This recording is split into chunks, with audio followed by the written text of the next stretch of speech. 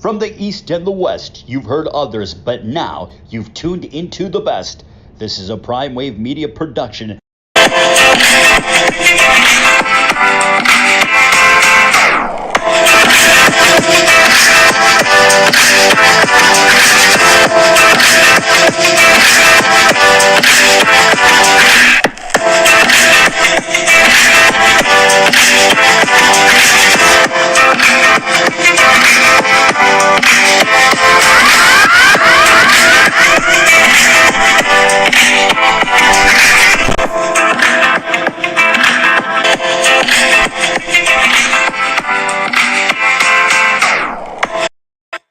What's up, world? It's the one and only Pop DBICD Primetime Capper, and it is time for the premier sports betting show, and I'm ready to rock and roll. And this is the Primetime Angles Live, and boy, oh boy, we got a lot to talk about today and everything like that. And I'm riding solo today. Mike wasn't able to join us. He's handling some business today, but you know what? He'll be back next week, and we'll probably have him twice next week as well, too. So you guys just be ready for that. And pretty much let's go ahead and jump into it. Let's talk about last night, what happened in Brooklyn, baby. And what happened in Brooklyn last night was a blowout of the Celtics last night. The Celtics didn't even get off the bus last night. That's how bad it was for the Celtics last night. Absolutely dreadful when you see what happened to the Celtics last night. The Celtics got down early, never got back into the game. And it looks very, very bleak for this team right now when you look at, you know, the numbers and everything like that. But as I always say, Boston Celtic pride always shows its green and white head when they're in Boston. So don't think that, you know, the Nets are just going to walk into Boston and, you know, just be willy-nilly and just beat up on the Celtics.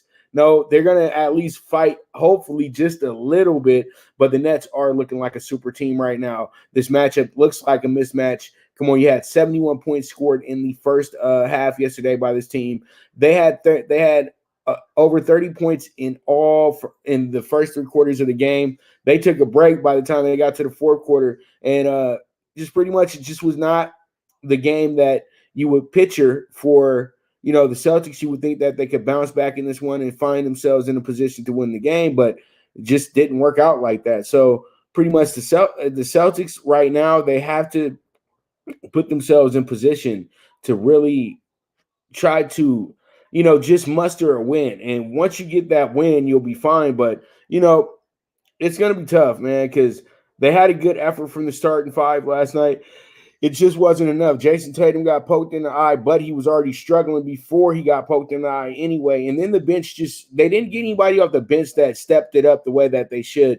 But when you don't have Jaylen Brown, you have to have Marcus Smart starting, and Marcus Smart is much better coming off the bench. So it's kind of a burden to this team a little bit, but they should be able to get it together. But I think, though, at the end of the day, it's going to be they got to get ready to get those fishing rods out for the Celtics, because we all know that that the Brooklyn Nets are going to win this series. I just thought they were going to be challenged a little bit. But you know what, though?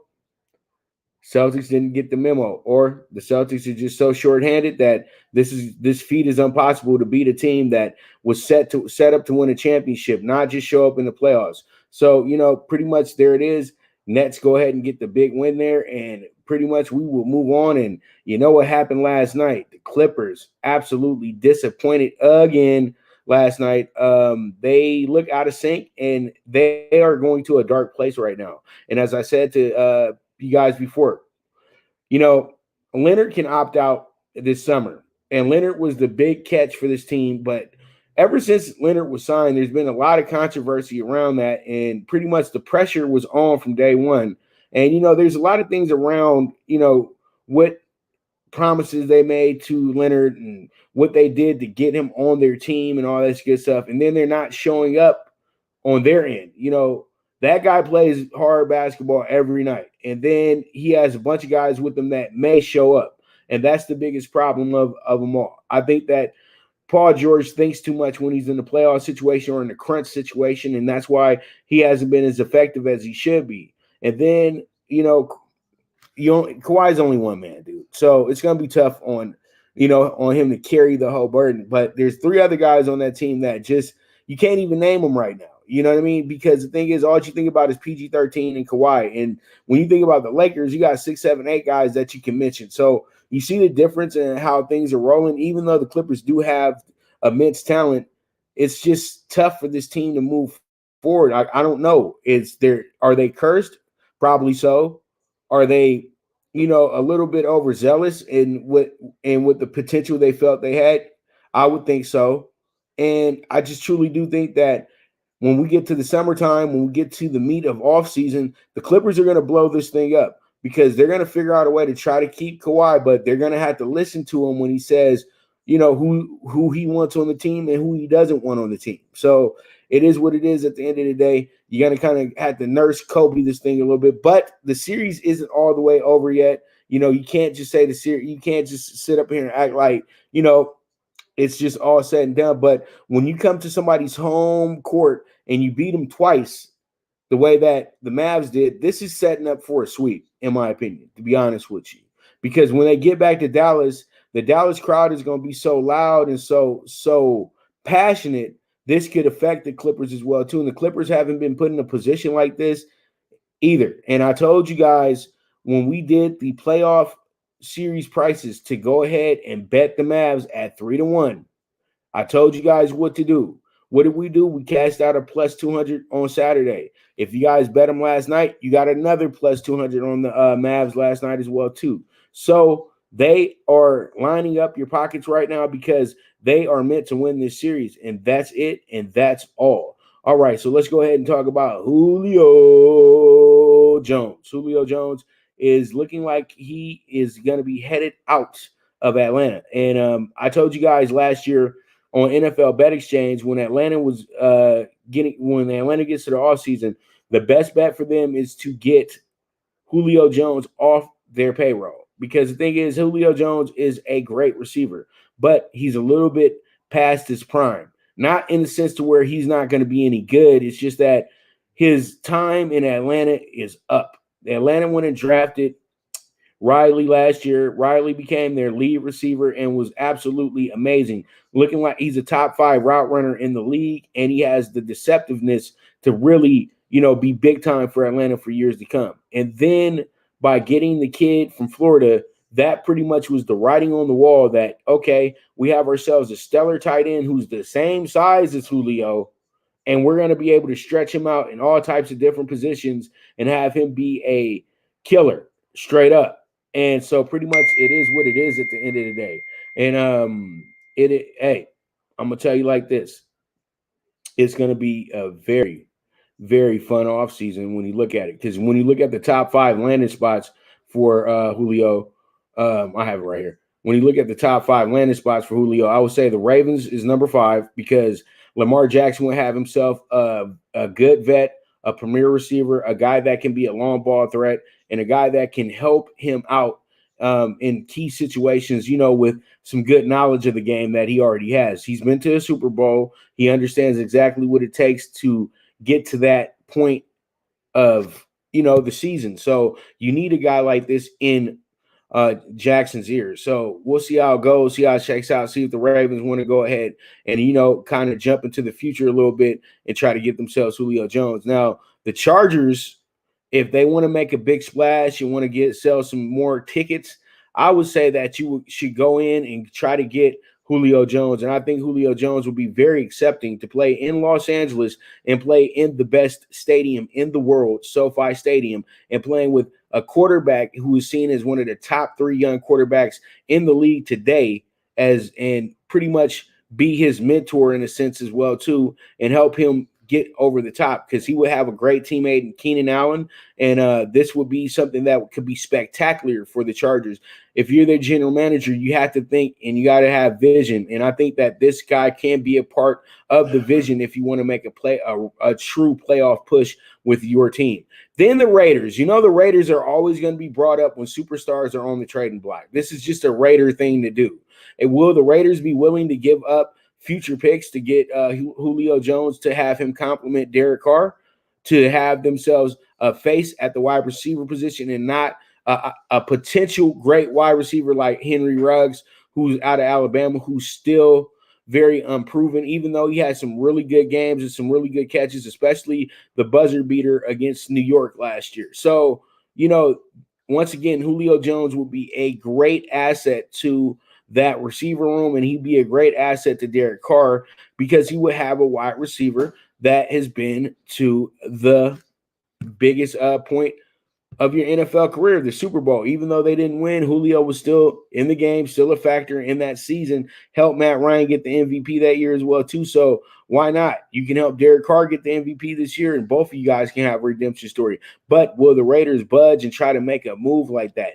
Now, we'll get to the top two. Here we go. Seahawks. The reason why I mentioned the Seahawks here, because I feel the Seahawks need a dominant receiver so then they can keep Russell Wilson happy. Russell Wilson seemed to be a little teed off with the Seahawks when he was not asked to, put some input on the draft and where they might want to go to, knowing that they needed to get offensive linemen because you know that Russell Wilson is one of the most sacked quarterbacks in the league. So you got to figure out a way to try to protect him. And you can protect him by having such a threat like Julio Jones. And Julio Jones will join one of the top wide receiver class. Yes, I know they got Metcalf, and that guy is absolutely incredible. But the thing is, though, Julio Jones is proven. And this would be awesome to see both of these guys out there with the Seahawks.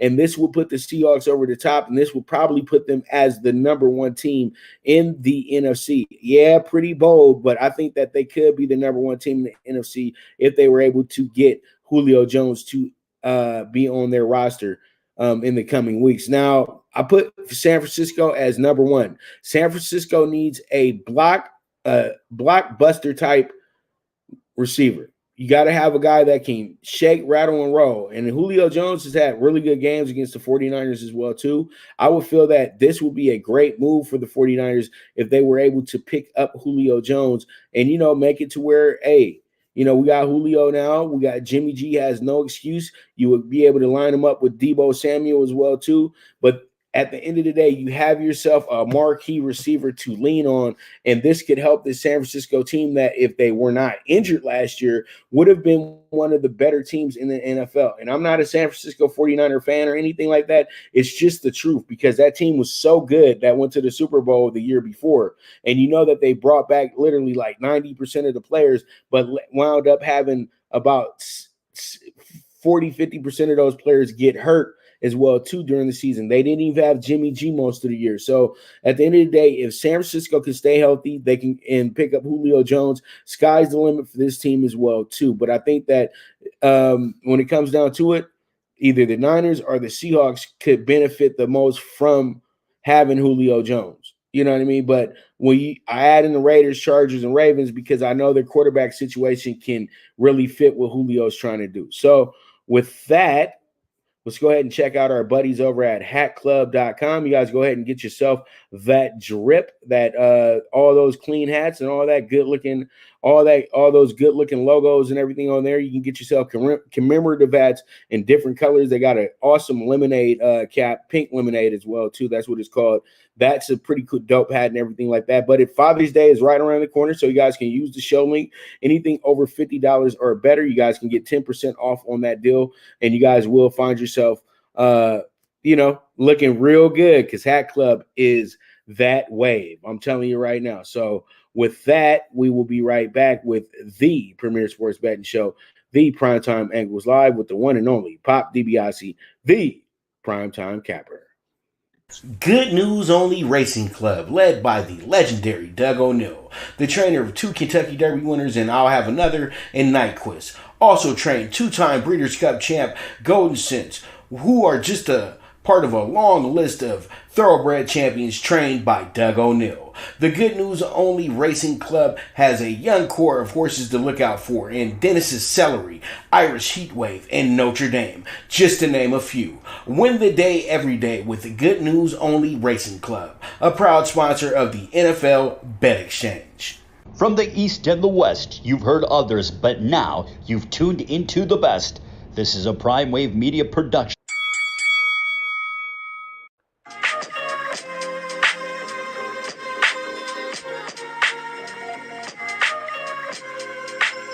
Tune into Big Wave Boxing every week with a brand new guest with the one and only Pop DiBiase, the Primetime Capper.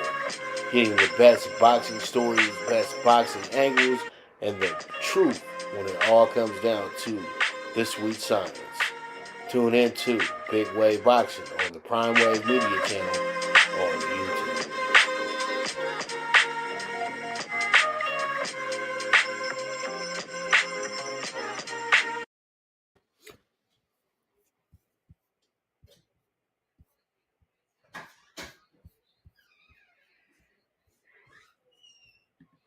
All right, so we are back with the premier sports betting show, the Primetime Angles Live, with the one and only Pop DiBiase, the Primetime Capper, and this man, I'm telling you, Dodgers red hot right now. Dodgers have won themselves a good amount of games, 8 in a row to be exact, and they've won their last 11 out of 12 as well too.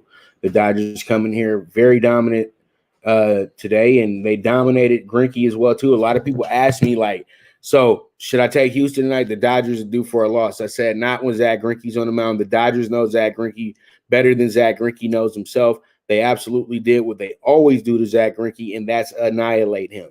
This dates all the way back to when he was playing on the Angels. So pretty much, either you get with the Dodgers or you don't. That's what it is. You're not going to be somebody who has a revenge tour against them because they really spoiled the party for him when he got to Arizona as well, too. He was the opening day starter. Dodgers had 6 runs in the first inning. So, at the end of the day, I'm not surprised that the Dodgers got a 9-2 win yesterday against this team. They're 30-18 right now as well, too. Monster. And as I told you guys for several weeks, once the Dodgers get into their division schedule, they'll be okay. And then they get to, they got to warm it up against the Astros, a team they absolutely despise. And this goes back to when, everything that happened in the World Series. So pretty much it always feels good when the Dodgers get a big win over this team.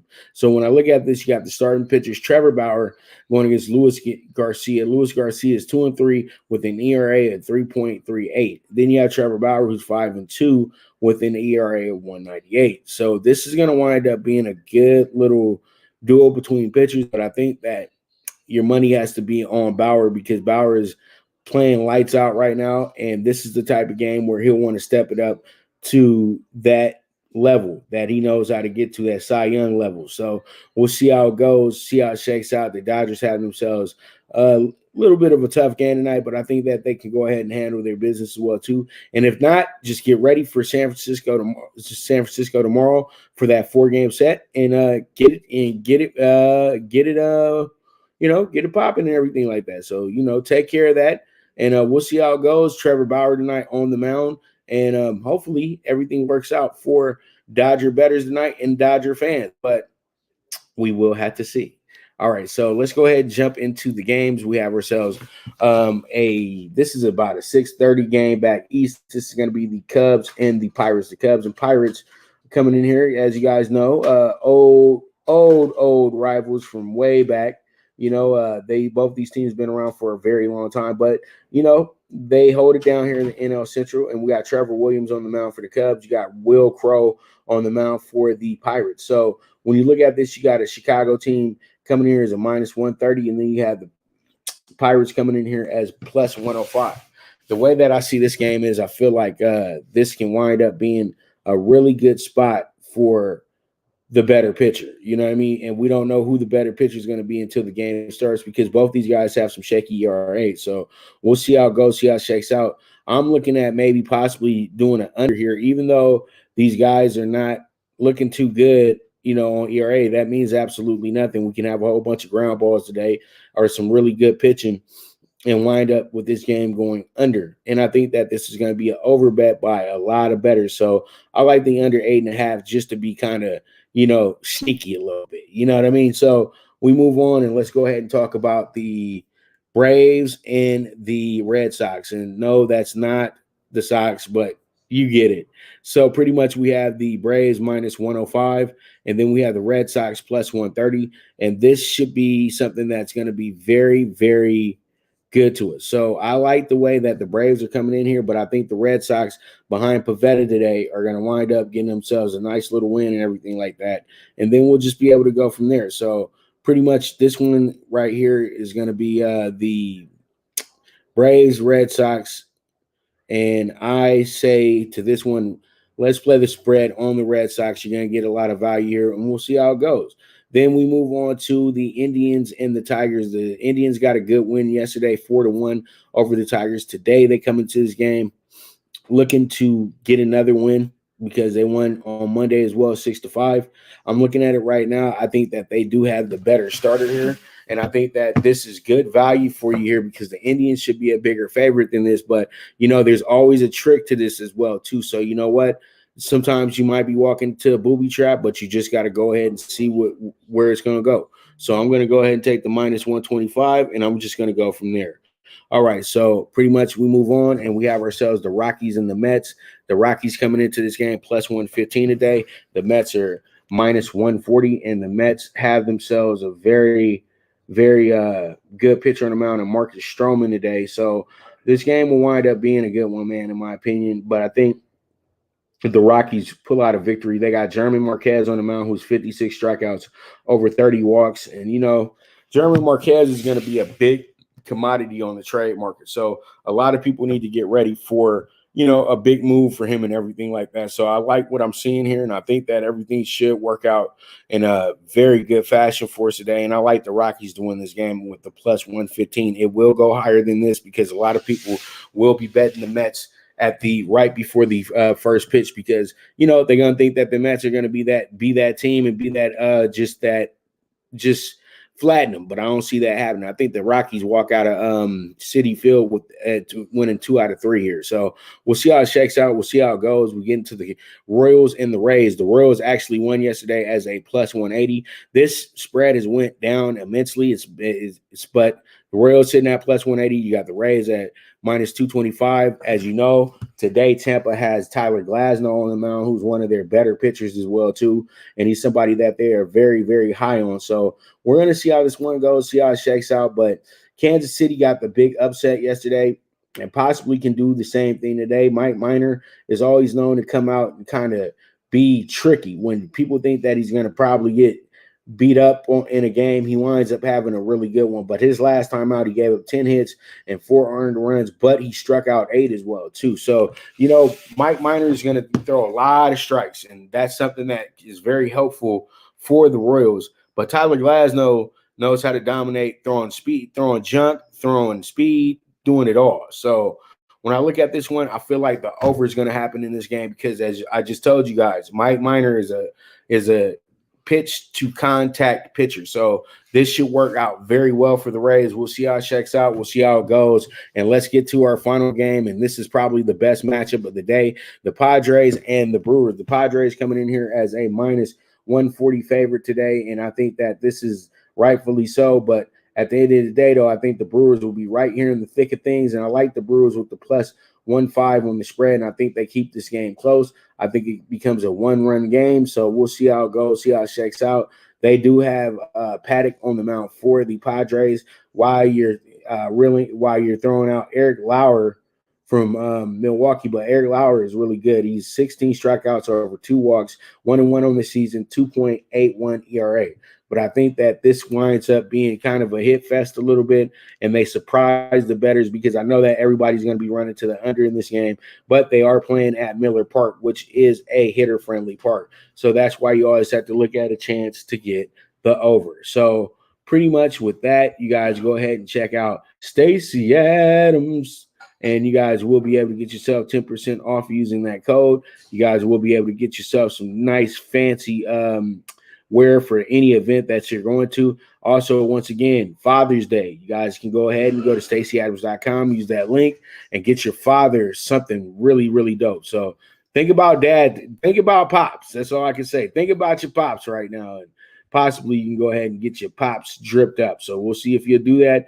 But I got the code right there for you, LNK10, 10% off. Use the code, and there it is. So with that, we will be right back with the premier sports betting show, the Primetime Angles Live. The Viget app, where social media meets sports betting. Get the latest line movements in all major sports. Track your daily bets, daily contests, the NFL over-under contest that pays out $10K in cash prizes. This is a cutting-edge app that helps betting be easy. Sign up with the reference code POPDBIC and you will be able to watch my daily show, The Primetime Angles, as a resource to building that bankroll. Viget is available in your Apple or Google Store on your iOS or Android. The social sports betting app, Viget.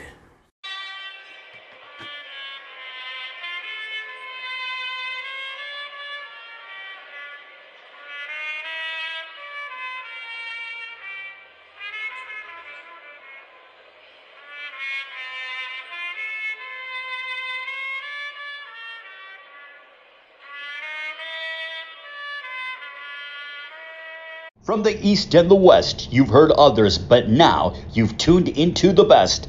This is a Prime Wave Media production.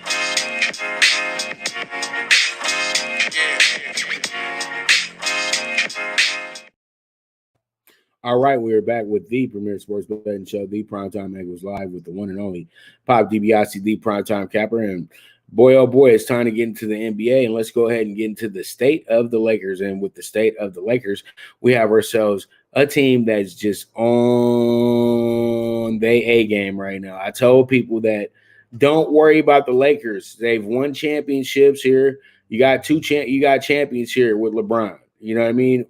I say champion.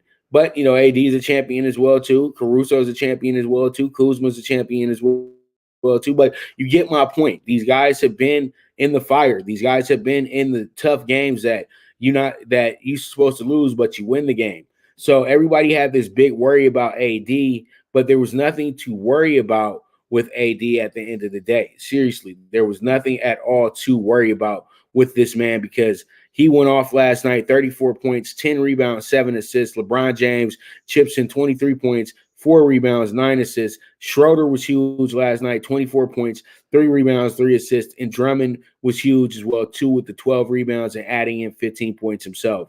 So at the end of the day, this was a huge effort from 4 out of 5 of their starters, and this was huge moving forward to make sure that the Lakers are right here in the series, and they still back home court advantage as well too, which is huge in this situation. So a lot of people just go ahead and calm your little nerves because the Lakers are A-OK. They need to just go ahead and take care of their business when it's time to take care of their business, and that means that when you get into games like what was last night, you have to be able to do that every game, but that's not a possibility because the game adjusts as we go. But I think the Lakers put themselves in the right position that, hey, you know what, Phoenix, we here to beat you. We're not here to be a pageantry team. We don't care that you're the 2 seed. We're coming here to beat you.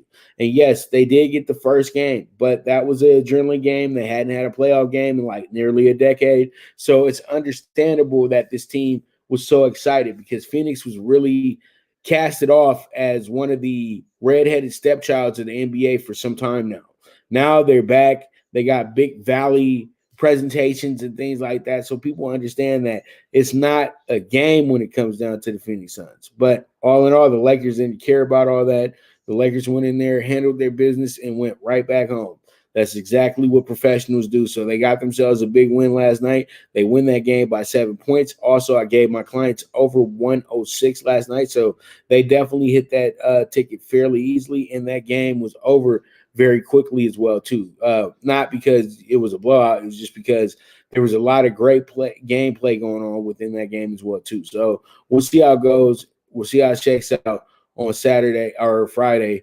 And we'll see if the Lakers have it in them to go ahead and get another big win in game 3. So we'll see how it goes, see how it shakes out, and we go from there. So pretty much let's talk about the NBA playoffs. And we have Washington tonight. Washington's coming into the game 0-1 in the series. They did cover in the last game, and I think that they can cover today as well too, because this is a highly potent offense as well. And I think that you have to understand that you can't sleep on the Wizards. The Wizards are gonna ball up. They're gonna show up. They're gonna do what they want, because they ain't got nothing to lose, and that's why they've been able to do what they've been doing all season against teams, getting these minor upsets and really taking care of their business at the end of the day. So I like the Wizards here, but I think money line is the smarter play here. So we'll see how it goes, see how it checks out, and we'll just roll from there. The Sixers, you already know, they should be really good today, like they were in game one. But,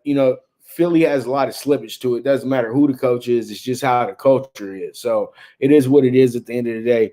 And pretty much I like the Wizards tonight with the +8. I'm not saying that they win the game, but what I'm saying is that, you know what, you might want to go ahead and put a little bit of change on them, because they should cover that bet, or you can go ahead and play the over, because Washington scores a lot of points as well too. All right, so pretty much with that, we're going to go ahead and check in on the Knicks tape and the Hawks, and this one is going to be huge because you got Knicks tape and the Hawks today. You got Trae Young, who's now become a Garden villain, because even when Mayor de Blasio is bringing you up, that means that New York is really watching the Knicks return to relevancy. And I think everybody was very mad about the Knicks not getting that first round win. But you know what? At the end of the day, you can't control that situation, because that team has to go win. Now, Julius Randle was just named the comeback player of the year, and I know that's going to be real huge for him as well, because you guys have to understand this guy, like, literally tore his patella, whatever. It was a devastating injury his rookie year. All he's done is just bounce back and do great things. Now, Trae Young is something special. This guy, when he goes right down the middle and hits a floater that goes in, out, in. And, man, that's the irony of basketball right there. But I think tonight, though, the Knicks come into this one and they absolutely drop the Atlanta Hawks. So we'll see how it goes, see how it checks out. But I really do like what I see here with the Knicks tonight, because I think the game one was a little bit of a letdown, because they felt like they were so much better than the Hawks, but then they had to realize that the Hawks have one of the more potent scorers in the league and one of the most versatile wings in the league in John Collins. So this team is going to always fight, and Nate McMillan has brought the spark to this team as well, too. So they are a danger. So people have to understand that part about Atlanta, that they didn't come here to be New York's little slouch. So we'll see how it goes, see how it checks out. The Knicks got to get to an early lead and not look back. So that's my thoughts on that one, and let's go ahead and talk about our last game of the night in the NBA, and that's going to be a doozy. It's going to be the Jazz and the Grizzlies. Now, the Jazz coming into this game, losers of their last game, and they were getting smoked in the fourth quarter too. So it wasn't like this was some real big close loss for them. They looked bad. All in all, they looked terrible. So pretty much, Grizzlies, if they can duplicate that game, they should be in good shape. But tonight, I like the over. I think that both teams are going to be scoring here. So I'm taking the 218.5 so to see how it goes, see how it checks out. And I think that this should be something that is a significant bet if you're going to bet it, because I think that this will hit on the Jazz side as well too. Pretty much, I'm not going to give you guys a -9.5 unless you really want to go ahead and go to the grocery store. And I'm not going to, send out anything on this, because this is like a, pretty much just an ad. So here we are, Grizzlies, Jazz. This one should be good. So, hopefully they get Donnie Marshall. I mean, not Donnie Marshall, but get Donnie back tonight. Spider-Man. We'll see how it goes. And hopefully everything works out for the Jazz night, so they don't go down 0-2, being the most vulnerable 1 seed of all time. So let's see how it shakes out, see how it goes. And with that, let's go ahead and check out our friends over at Fubo TV. You guys can go ahead and get 7 days free on me, and you guys can get yourself situated with NBA TV so you guys don't miss anything about the playoffs. You go to NFL Network so you don't miss any news in the NFL as well, too. And you got your access to Thursday Night Football as well, too. You got MLB Network that always shows literally every MLB game that they possibly can all day long. So give them a shot as well, too. So you got 3 major sports networks right there at your disposal, and they even have NHL TV as well. So for you hockey freaks, you got that, and you got NBC Golf Channel, you got TVG and TVG2. You got so much at your disposal there. So it is what it is at the end of the day, and pretty much that's what we're going to do. Fubo TV, you guys have to understand, is the future of TV. So you guys sign on up after you guys get your free trial done with. And I'm telling you right now, it will be a breeze. It's only $55 a month. And once you're done with their service, they will not charge you anything after the fact. Everything is always up front with them. And then once you're done with their service, you're done with their service. So it is what it is. Check out Fubo TV, one of the best in the industry. So we will be right back with the premier sports betting show, the Primetime Angles Live, with the one and only Pop DiBiase. Now you and your friends can compete in the sport of kings and win big with Stable Duel. Get the app, pick your horses, and get in on the thrill of horse racing with daily games competing against other players. Bring home the glory and the cash, and move up the annual leaderboard while you leave your competition in the dust. Get in the game with Stable Duel. Play, race, win. Good News Only Racing Club, led by the legendary Doug O'Neill, the trainer of 2 Kentucky Derby winners and I'll Have Another and Nyquist. Also trained 2-time Breeders' Cup champ Golden Sense, who are just a part of a long list of thoroughbred champions trained by Doug O'Neill. The Good News Only Racing Club has a young core of horses to look out for in Dennis's Celery, Irish Heatwave, and Notre Dame, just to name a few. Win the day every day with the Good News Only Racing Club, a proud sponsor of the NFL Bet Exchange. All right, we are back with the premier sports betting show, the Primetime Angles Live. And man, I'm telling you right now, you know what time it is. You know what time it is. Everybody loves this portion of the show, and I love it as well too, because this is what we're always here for. That's why we call it the premier sports betting show. So let's go ahead and jump into Talkin Tickets. All right, we're talking tickets today. We got the primetime pick 6. 52-1 ticket, under 8.5 with the Cubs and Pirates. The spread on the Red Sox to win the game by 2 or better. Then you have the Rockies with the plus 115, and then you also have the Indians with the minus 125, and then also with the over 7 Royals and Rays, and then we have the plus 1.5 with the Brewers. This is going to be 52-1. Let's see how it shakes out. Single what you like, and I really do like this ticket right here. And if we go ahead and hit it, pretty much, you better hit that website up, primewavemedia.net. All right, so we move on. Let's go ahead and look at the pick 3 in the NBA tonight. I'm going to take the plus 8 on the Wizards. We're going to take the over 212.5 with the Knicks and the Hawks tonight. And then we're also going to do the under 219 with the Grizzlies and the Jazz. This is going to give us the same ticket it gave us last night, which is 6-1. This is still good value, but not the bomb value like I like to. Human sports world, 6-1 is cool. But in the horse racing world, can pay some dividends if you make the right bet. So all in all, 6-1 is still better than 2-1 or minus 130. So, hey, get your money where you can. And if we can go ahead and cash this ticket, it'll be a nice little play for you as well, too. So with that, you guys go ahead and check out UWager, where the world bet's at. And you guys will get yourself a 50% match deposit, and you guys will be able to reap the benefits from that, because you put up $300, they'll go ahead and give you $150 free play, and you can start your sports journey today. All right, if you want to sign up today. All right, so there it is, UWager, where the world bet's at. Now, man, oh man, I love UWager. Very, very good site. So with that, I want to go ahead and thank you guys so much for tuning in today. It was another great show. We'll be back tomorrow, same time, same hour, and you guys just make sure to tune in. And also, if you guys are watching the show, always hit the comment board. I do answer questions as the show is going along as well, too. So you guys don't be shy. Ask some questions so, you guys can work my brain a little bit. So at the end of the day, I want to thank you guys once again very much for watching the show. And with that, as I always say, bet with your head, not with your heart. The movement is moving.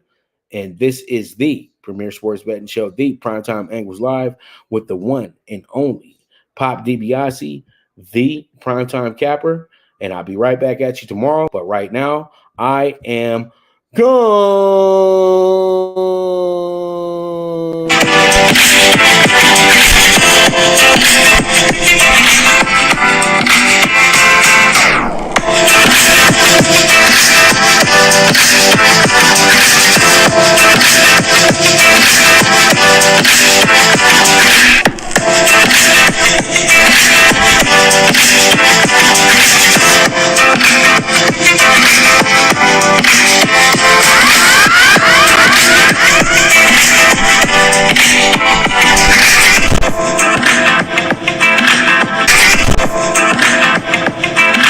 From the East and the West, you've heard others, but now you've tuned into the best.